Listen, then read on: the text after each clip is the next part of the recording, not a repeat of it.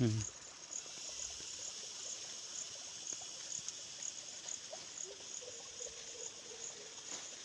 శ్రీమద్ధన్వంతరే నమః. పూజ్య గురువులు కీర్తిశేషులు నంబాల కృష్ణారావు గారు, వైద్యశ్రీ కీర్తిశేషులు నంబాల కృష్ణారావు గారు, వైద్యశ్రీ కీర్తిశేషులు పులకండం సూర్యనారాయణ శర్మ గారు, వైద్యశ్రీ కీర్తిశేషులు ఆరవెల్లి భాస్కర శర్మ గారు, మా గురువులకు అందరికీ నమస్కారములు.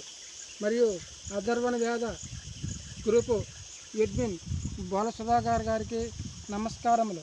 మిగతా వైద్యులందరికీ నమస్కారములు. నేను ఈరోజు పరిచయం చేసే ఒక అద్భుతమైన మూలిక పేరు ప్రసారిణి. దీనిని కొన్ని గ్రంథాల్లో గొంతెమ్మ గారు అని రాసి ఉంది. మా గురువులు నాకు అనుభవపూర్వకంగా చెప్పినది ప్రసారిణి మూలిక. ఈ ప్రసారిణి మూలిక తీగజాతికి సంబంధించినది. దీనికి ఆకులు మిరపాకుల వలె ఉంటాయి. ఆకు ఇలా నలిపి వాసన చూసినట్లయితే గబ్బు వాసన కలిగి ఉంటుంది. ఆకు ఈ రకంగా వాసన చూసినట్లయితే గబ్బు వాసన కలిగి ఉంటుంది. ఇది తీగజాతికి.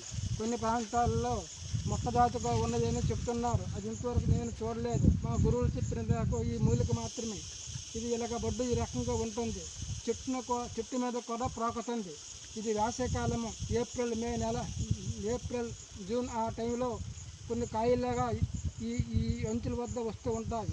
అవి కూడా విపరీతమైన వాసన కలిగి ఉంటాయి. ఇది గబ్బు వాసన మాత్రమే కలిగి ఉంటుంది. దీనిని గిరిజనులు కొన్ని ఫ్లూ జ్వరాలలో దీని యొక్క ఆకు ముద్ద చేసి శరీరంకి రాసుకుంటారు. జ్వరం తగ్గిపోతుందని వాళ్ళ తాలుగా అభిప్రాయం.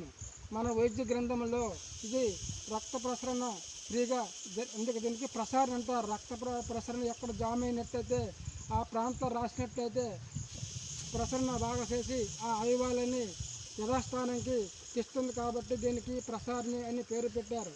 మిగతా వాత రోగాల్లో కూడా బ్రహ్మాండం అద్భుతంగా పనిచేస్తుంది. దీని నుండి ప్రసారిణి తైలము చేస్తారు. కుడ్య ప్రసారిణి తైలము కూడా తయారు చేస్తారు. కొంతమంది దీని యొక్క ఆకులని ముద్దగా చేసి కూర చేసుకొని తింటారు. ఇది ఆరోగ్యానికి చాలా శ్రేయస్కరమైనది. పెద్ద పెద్ద భవనములు ఉన్నవారు వాళ్ళ భవనముల ముందు కుండీల్లో వేసుకొని ఈ బొడ్డుని మీదకి ఎక్కించుతారు. ఇది యాంటీ వైరల్గా పనిచేస్తుందని వాళ్ళ